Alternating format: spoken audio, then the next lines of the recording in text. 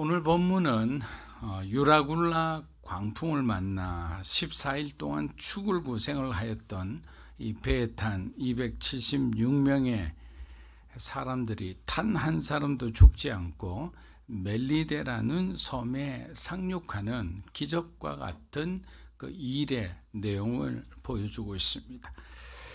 우리가 하나님의 일을 하면서 이해되는 일보다 사실 이해되지 않는 일이 더 많죠.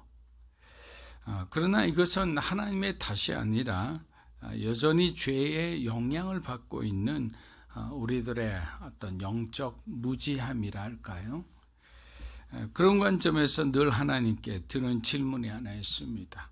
하나님께서 왜 고난을 주시고 또 우리의 삶에 기적을 주시는가입니다. 고난이 없었다면 하나님의 축복이 더 빛날 수 있었을 텐데 기뻐할 수 없을 만큼 고통을 많이 당한 자에게 갑자기 기적을 주시는 이유가 궁금해질 때가 있습니다. 늘 말씀드리지만 신앙은 이해하는 것이 아니라 믿음으로 받아들이는 것이라 했습니다. 그러면 하나님께서 우리로 알게 하시는 거예요. 근데 우리가 그 기다림 속에서 스스로 포기하고 지치고 또 다른 하나님이 아닌 또 다른 대안을 찾아가게 되는 거예요. 이런 것이 계속 악순환이 되는 겁니다. 그렇다면 사도행전 28장 1절에서 10절까지 오늘 하나님께서는 우리에게 무엇을 가르쳐 주시는지 우리가 함께 보았으면 합니다. 사도행전 28장 1절에서 2절입니다. 우리가 구조된 후에 앉아 그 섬은 멜리데라 하더라. 비가 오고 날이 차매 원주민들이 우리에게 특별한 동정을 하여 불을 피워 우리를 다 영접하더라. 자, 페니키아 말로 이 멜리타, 영어로 멜리타입니다. 멜리타는 피난처란 뜻이에요. 오늘날 관광지로 유명한 몰타란 섬입니다. 그게 바로 여기서 말하는 멜리데입니다. 멜리데 섬은 이탈리아와 겨우 150km밖에 떨어지지 않았어요. 자, 이제는 로마가 그리 멀지 않은 거예요. 멜리데는 하나님이 예비하신 그들의 피난처였습니다. 우리들도 마찬가지예요. 여러분들만의 하나님이 예비하신 피난처가 있는 거예요. 도저히 내가 견딜 수 없고 내가 정말 표류하고 난파되어서 내 인생이 더 이상 이제 이대로 침몰할 것만 같을 때 하나님은 엉뚱한 곳에 내가 예상하지도 못한 곳에 또 아니면 예상하지도 못한 그런 사람을 만나게 하시는데 그것이 바로 하나님께서 만나게 주신 예비하신 바로 멜리데인 거예요. 피난처입니다. 그리고 바울이 이 섬에 도착했다는 것은 멜리데 섬 원주민들에게도 곧 기쁜 소식이 전해질 것을 암시하는 거죠. 왜냐하면 바울은 지금까지 전도 여행을 하면서 새로운 땅에 가서 복음을 전하지 않은 적이 단 한 번도 없습니다. 새로운 땅에 도착하면 가장 먼저 그는 회당을 찾았고 회당에서 유대인들과 이방인 개종자들에게 복음을 전하고 그러고 난 뒤 다른 곳에 가서 시장을 돌아다니며 복음을 전할 수 있는 사람이 있는 곳에 가서 그는 주의 예수 그리스도의 이름을 외쳤습니다. 바울과 누가와 아리스타고를 제외하고 나머지 273명은 풍랑에 밀려 우연히 도착한 것이 멜리다라고 생각했을 거예요. 그러나 그리스도인들은 그렇게 생각해서는 안 됩니다. 그냥 어째 하다 보니 저 사람을 만났구나가 아니에요. 내가 여기까지 왔다는 게 아니에요. 하나님은 우리의 모든 것을 아신다잖아요. 여러분 그 전제에 동의하신다면 그 하나님께서 우리 인생을 어떻게 이끌고 가시는지 A부터 Z까지 알파와 오메가 되시는 그분이 끝까지 우리 인생을 책임지고 인도하신다는 걸 믿으셔야 되는 거예요.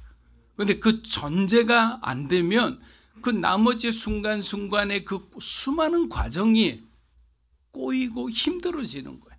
왜? 그때마다 일희일비하는 거예요. 그러나 그 전제가 분명하게 되어 있으면 우리는 어떤 일이 있더라도 바울처럼, 요셉처럼 뭐 감옥에 있거나 없거나 하나님을 향한 그 마음의 심지가 흔들리지 않게 되는 거예요. 이처럼 신앙이 없는 사람은 전혀 다른 세계에 살고 있는 것처럼 느껴질 때가 있습니다. 그래서 여러분들이 신앙 없는, 비록 가족이라 하더라도 예수를 믿지 않는 그런 정말 너무나 세상적으로 빠져있는 여러분의 동생과 가족들과 얘기해 보면 대화가 안 되는 것을 느낄 때가 있어요. 왜? 그들이 보는 것은 너무도 1차원적인 거예요. 너무도 육적이고 세상적인 거기 때문에. 나는 한계가 있잖아요. 여러분도 한계가 있잖아요. 그래서 유라굴라 광풍도 만나고 배도 깨어지고 바람에 밀려 멜리데손까지 강제로 이끌려온 거예요. 이것이 우리 인생이에요. 하나님과 씨름하며 살아가는 우리 인생. 믿음이 좋았다 안 좋았다는 우리의 삶이 바로 지금 이 멜리데까지 오는 그 과정인 거예요. 그러나 우리가 이러한 시간을 통해 살아계신 하나님을 만날 수만 있다면 저와 여러분의 인생은 새롭게 변화되고 성장하게 되리라 믿습니다. 또한 하나님의 뜻을 이제는 더 명확하게 이해하게 될 거예요. 우리가 가장 힘든 게 뭐냐면 하나님께서 도대체 무엇을 원하시는가? 이 사건을 통해, 이 만남을 통해, 이 고난과 고통을 통해 나에게 무엇을 원하시는가? 그걸 우리가 좀 알아야 되는 거예요. 가장 궁금해하는 거예요. 가까운 지인이 한 인스타그램 영상을 저한테 보내주셨어요. 우연히 보다가 한참 지나 보다가 굉장히 많은 감동을 받았습니다. 신앙생활하면서 정말 제가 물음표로 두었던 그 많은 것들을 느낌표가 되게 해주었습니다. 그것을 여러분들과 좀 나누고 싶어서 그 원로 목사님께서 청중 앞에서 당신이 만난 하나님에 대해서 말씀한 내용들을 우리가 하나씩 우리가 함께 읽어보면 좋을 것 같습니다. 자, 첫 번째 겁니다. 시작. 나에게 힘을 달라고 기도했더니 하나님은 저를 강하게 만들 위기를 주셨습니다. 그 목사님의 고백이에요. 하나님 나에게 힘을 주십시오라고 했더니 하나님은 강하게 만들 위기를 주시는 거예요. 우리가 이해가 되지 않잖아요. 나는 힘을 달라고 기도했는데 왜 하나님은 내 삶에 위기를 주느냐. 그런데 지나가 보니 그 위기를 이기려고 노력하고 기도하고 간절히 매달리다 보니 어느새 나의 믿음이 성장해 있는 거예요. 내가 강해져 있는 거예요. 두 번째입니다. 하나님께 지혜를 구했더니 하나님은 해결해야 할 문제를 주셨습니다. 그 문제를 통해서 복잡하고 간단한 문제, 여러 가지 문제를 통해서 하나님은 지혜를 배우게 하셨습니다. 세 번째, 하나님께 용기를 구했더니 하나님은 극복해야 할 위험을 주셨습니다. 그냥 용기를 주셔서 막 그냥 세상을 이길 만한 그런 어떤 용기가 아니라 오히려 위험 속에서 용기가 필요하고 내가 용기를 낼 수 있는 용기가 필요하다는 것을 스스로 느끼게 한 거예요. 네 번째, 하나님께 사랑을 구했더니 하나님은 도움이 필요한 사람들을 구해줘요. 사랑을 구했더니 정말 사랑할 수 없는 사람들만 보내주시는 거예요. 그런 사람들을 내가 직면하면서 뭐 한두 번, 꾹 참고 한 10번 정도는 도울 수 있겠죠. 그런데 그 사람이 고마워하지도 않고 정말 올 때마다 막 그냥 난장판을 벌이고 이렇게 한다고 생각해 보세요. 그럼 그 사람을 이제 도저히 사랑할 수가 없는 단계까지 가는 거예요. 그래서 하나님 무엇을 가르쳐 주느냐? 너의 사랑으로는 사랑할 수 없다는 걸 깨닫게 해주는 거예요. 그래서 하나님의 사랑으로 사랑하는 법을 가르쳐 주신 거예요. 마지막 5번째입니다. 여러분, 이렇게 제가 드린 기도는 모두 응답 받았습니다. 쉽지 않은 세월이었지만 하나님께서는 내가 말하는 그 모든 기도에 결국은 응답을 해주셨어요. 그러나 나의 방법이 아니에요. 나의 시간이 아니었어요. 그러나 중요한 건 뭐냐? 모두 다 응답을 받았다는 거예요. 여러분들도 이렇게 이 원로 목사님의 고백처럼 응답 받으시기를 주의 이름으로 축복합니다. 여러분, 우리는 이분이 말씀하신 것과 참 반대로 생각할 때가 많죠. 힘을 달라고 기도하면 하나님께서 마치 우리 슈퍼맨처럼 만들어 주신다고 생각하지만 그렇지 않습니다. 멜리데 섬에 도착한 사도 바울과 일행들은 본의 아니게 원주민들의 도움을 받게 되었습니다.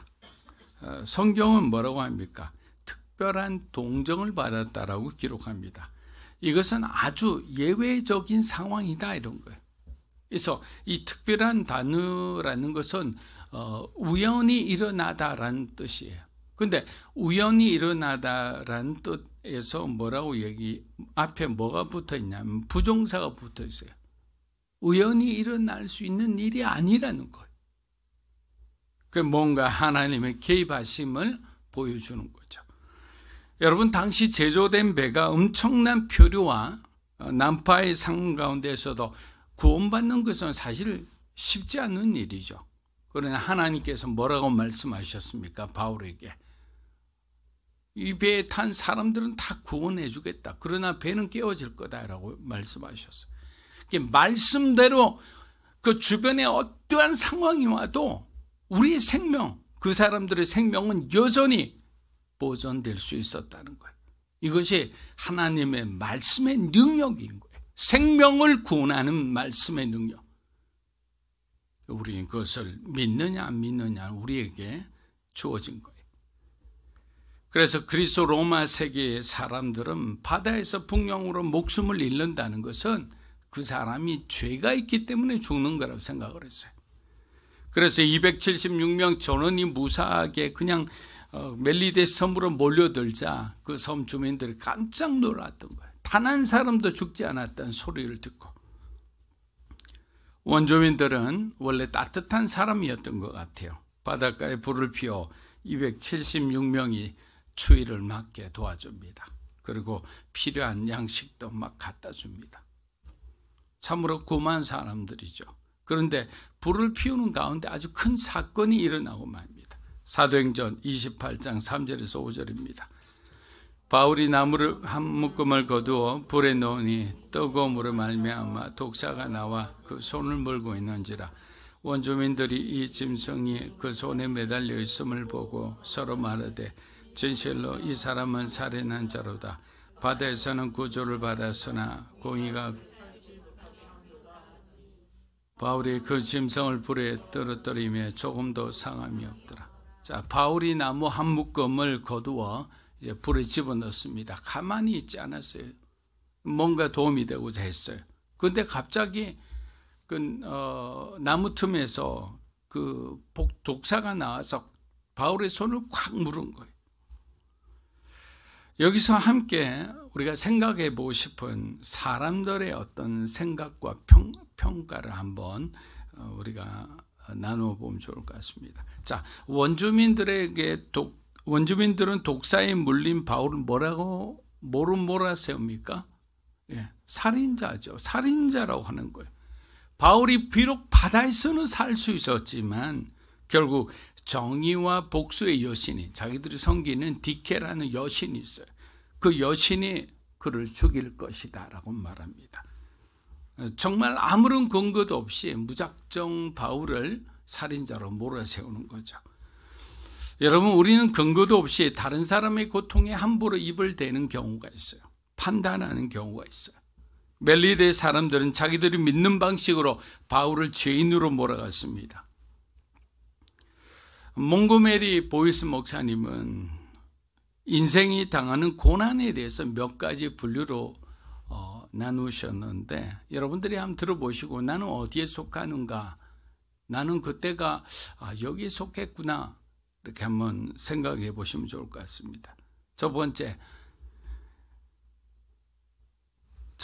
뭐냐면 일반적으로 당하는 고난이에요. 특별한 의미가 없이. 그것은 참 우리 주변에 많이 있죠. 두 번째는 뭐냐면 하나님이 나를 고치기 위해서 주시는 경고적 고난이라는 것. 세 번째는 하나님이 주시는 나를 성장시키기 위한 건설적인 고난이라는 것. 너무도 이해하기 쉽게 정리해 주신 것 같아요. 그렇게 내게 닥친 고난이 감정적으로 이해되지 않을 때는 여러분 한 2, 3일 동안 마음껏 여러분의 마음속에 있는 감정을 다 소비하세요. 그리고 조용히 하나님의 뜻을 묵상해 보십시오. 하나님이 나를 고쳐 쓰시기 위해 주시는 고난인지 아니면 믿음의 선진들도 똑같이 경험한 나를 정말 믿음의 사람으로 성장시키고 하나님이 사용하시기 위해 필요하기에 내 삶에 이러한 고난을 허락하신 것인지. 바울 역시 자신도 예상치 못한 독사의 공격에 얼마나 당황했을까요? 여러분, 바울을 제발 하나님처럼 봐서는 안 됩니다. 바울 역시도 인간이에요. 그러나 바울은 이 일이 지금 자기가 독사에 물려 있는 이 고통이 하나님으로부터 주어진 일임을 깨달았습니다. 바울이 당황하지 않고 독사를 흔들어 불 속으로 떨어뜨리자 그들은 바울의 몸속으로 이 독이 퍼져 곧 죽으리라 생각했습니다. 멜리데 원주민들은 그 뱀의 독이 얼마나 독하다는 것을 그들은 경험으로서 알고 있었기 때문입니다. 그러나 뱀에 물린 바울의 몸이 어떻습니까? 이전과 전혀 다를 바 없었습니다. 사도행전 28장 6절입니다. 그들은 그가 붙든지 혹은 갑자기 쓰러져 죽을 줄로 기다렸다가 오대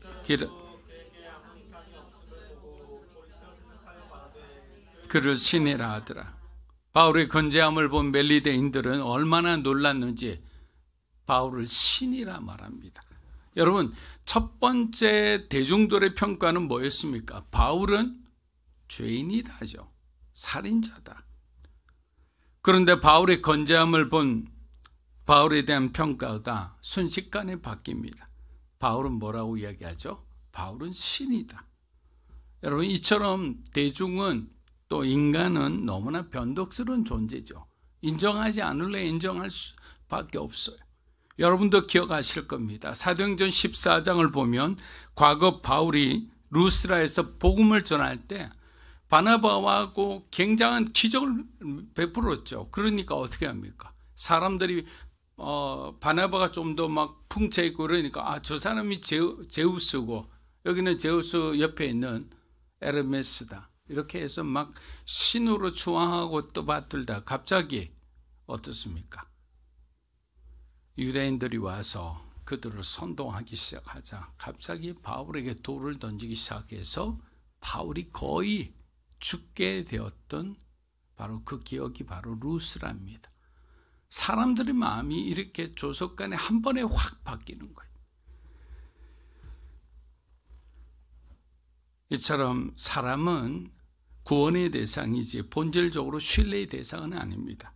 누구나 환경과 상황에 따라 충분히 바뀔 수 있기 때문입니다. 그래서 하나님을 의지해야 한다라고 이야기하는 거예요. 왜? 하나님은 어제나 오늘이나 영원토록 변하지 않는 분이시잖아요. 사람에게 가서 여러분의 도움을 구하기 전에 하나님께 가세요. 교회에 오세요. 하나님께 무릎 꿇고 하나님께 도움을 구해보세요. 그러나 아직까지 경험해보지 않은 분들은 그것이 잘 믿어지지가 않아요. 그러나 여러분께 말씀드립니다. 때가 있습니다. 포기하지 않고 끝까지 신실하게 그 자리를 지킬 때 하나님의 기적은 여러분의 삶에도 똑같이 일어나리라 믿습니다. 여러분, 독사가 무는데 바울이라고 왜 고통스럽지 않겠습니까? 하지만 그는 고통 속에서도 하나님께서 자신이 로마로 가게 하실 것을 확신하고 있었다는 것이 중요합니다. 자, 우리가 고통을 당하면 어떻게 됩니까? 막 고통에 집중합니다. 그 고통이 자기를 어떻게 할 거라고 생각해요. 고난과 고통을 보니까 하나님께서 나에게 주신 사명은 이미 온데간데 없어요. 그 고통과 그 고난과 그 어려움과 싸운다고 그냥 나의 모든 에너지를 다 빼앗깁니다. 그러나 바울은 어떻게 했습니까? 하나님을 생각하는 거예요. 뱀에게 물려있는 그 순간에도 옆에서 막 저 사람 죽는다 이런 소리를 하잖아요. 그런 순간에도 바울은 하나님을 생각하는 거예요. 그리고 하나님 자기에게 주시는 그 사명, 네가 로마로 가야 하리라. 네가 가이사 앞에 서리라. 이것이 그가 건재한 이유입니다.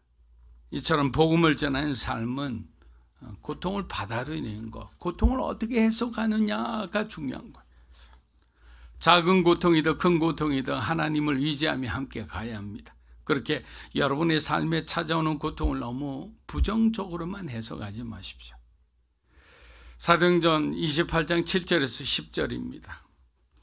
이 섬에서 가장 높은 사람 보블리오라는 이가 그 근처에 토지가 있는지라 그가 우리를 영접하여 사흘이나 친절히 머물게 하더니 보블리오의 부친이 이슬에 걸려 누워있거늘 바울이 들어가서 기도하고 그에게 안수하여 이러므로 섬 가운데 다른 병든 사람들이 와서 고침을 받고 후한 예로 예수를 떠날 때 우리 쓸 것을 배에스렀더라.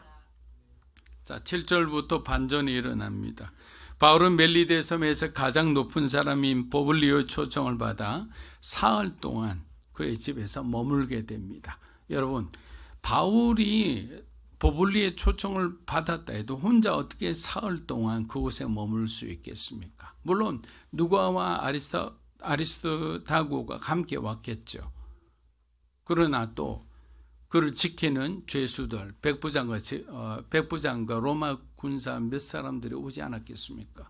와보니까 어떤 상황이냐, 보블리오의 부친이 열병과 이질에 걸려 누워 있었습니다. 이것은 하나님께서 허락하신 기회입니다. 기회.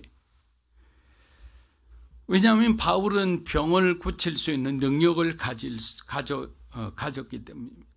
만일 섬을 다스리는 보블리오의 부친을 바울이 고쳐준다면 은혜 받은 보블리오가 바울이 전하는 복음을 가장 먼저 받아들이게 될 거예요. 그러면 멜리데 섬은 우상 숭배라는 그 껍질을 벗기고 하나님을 믿을 수 있게 되는 거예요. 누가복음 4장에서 예수님이 베드로의 장모의 열병을 치유한 후 많은 사람들이 소문을 듣고 몰려와 치유받는 모습을 여러분 기억하실 겁니다. 이와 가장 흡사한 바로 이 사건이 바로 방금 읽은 사도행전 28장 8절이에요. 누가복음과 사도행전의 저자가 누구입니까? 누가죠. 그런데 이 누가가 전하고 싶었던 메시지는 무엇인가? 그것은 바로 바울이 예수님의 참 제자요 사도라는 거예요. 복음을 전하는 곳마다 바울은 사도권에 의해서 분쟁이 일어나고 논쟁이 일어나고 고통을 받았습니다.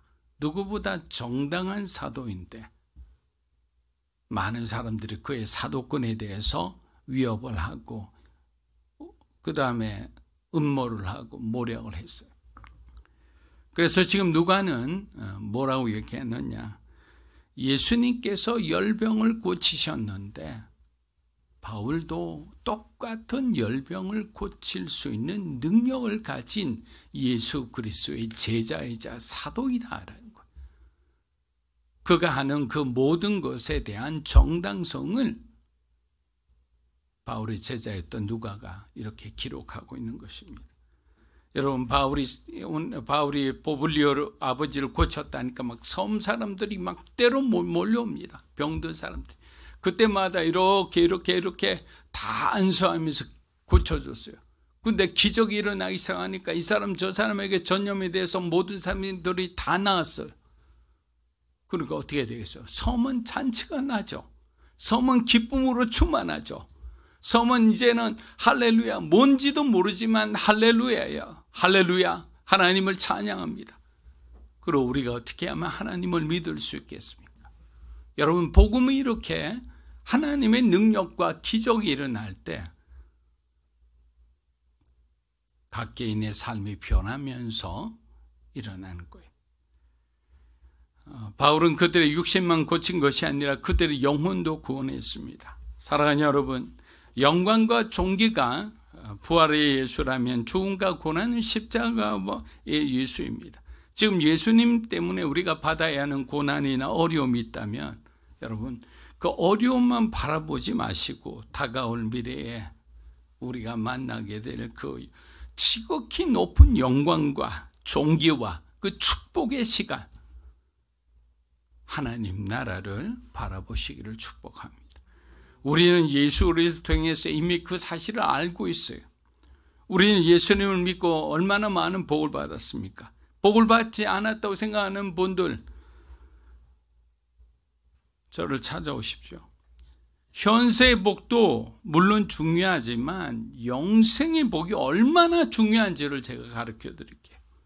그리고 그 복을 우리가 뭐 돈 주고 샀습니까? 뭐 하나님 앞에 뭐 큰 걸 해드렸어요? 그게 아니잖아요. 공짜잖아요. 거저 받은 거잖아요. 그러나 동시에 알아야 할 것은 예수님을 믿고 받게 될 고난도 있다는 사실이에요. 우리가 예수님을 믿고 사람들에게 칭찬받을 수도 있지만 예수님 때문에 미움도 당하고 고난도 당하고 어려움도 당하고 그런 시기와 질투 속에 살아갈 수도 있다는 거예요. 그렇기 때문에 너무 편안하고 안락한 삶을 추구하지 마십시오. 여기 살아봐야 얼마나 살겠어요. 다 천국 가면 너무너무 좋은 데인데 우리가 갖고 있는 지금 세상에 보이는 가전제품 비교도 안 될 거예요. 왜? 우리는 둥둥 떠다닐 거예요.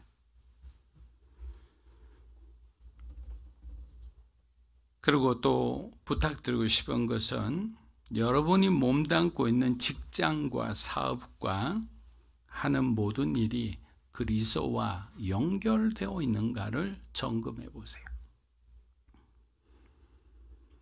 모든 성공의 목적이 하나님 나라가 될 때 여러분의 삶을 방해하는 세력은 없어질 수밖에 없어요. 왜? 하나님이 가드가 되어 주시니까.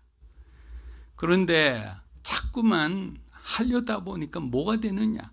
내가 주인공이 되려고 하는 그 마음이 자꾸만 생기기 시작하는 거예요. 내가 영광받고 싶은 마음이 막 끌어오르는 거예요. 이것을 내가 했다, 내가 만들었다, 내가 발견했다, 내가 기획했다라고 말하고 싶은 거예요. 그 마음이 들 때 고난도 생기고 잘 되던 일도 막히는 거예요. 바울의 고난은 잠깐이었으나 하나님은 멜리데섬에서 백부장과 그 많은 사람 앞에서 바울을 한껏 높여주셨어요. 이것이 하나님이 하는 방법이에요. 독사에 물릴 때에도 같이 있던 사람부터가 다 바울을 경외시했을 거예요. 바울을 먼저 가지도 않았을 거예요.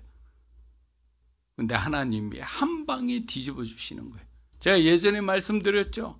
맨 끝에 있었는데 뒤로 돌아 한 말씀에 그 사람이 1등이 있다고. 하나님은 그렇게 할 수 있는 분이에요. 세상은 그렇게 안 됩니다. 절대로 그런 꼴찌 있는 사람을 1등으로 갑자기 이렇게 올려주는 거, 세상의 시스템은 안 됩니다. 그런데 하나님은 가능하신 거예요. 바울로부터 고침을 받은 사람들이 로마로 떠날 때 쓸 것을 다 준비해 줍니다. 아낌없이 내어줍니다. 고마움을 아는 사람들이죠. 은혜를 받은 사람이 고마움을 모른다면 두 번 다시 은혜 받을 생각을 해서는 안 됩니다. 여러분, 여러분의 삶의 멜리데이는 언제이고 또 어느 곳입니까? 고난과 축복이 공존하는 그 시간을 여러분들이 반드시 기억하십시오. 그리고 많이 우리가 살아가는 동안에 그런 시간들이 온다면 바울의 삶을 우리가 돌아보며 오직 믿음으로 하나님을 의지함으로 여러분들이 그 많은 사람 앞에서 우뚝 솟아 승리하시기를 주의 이름으로 축복합니다.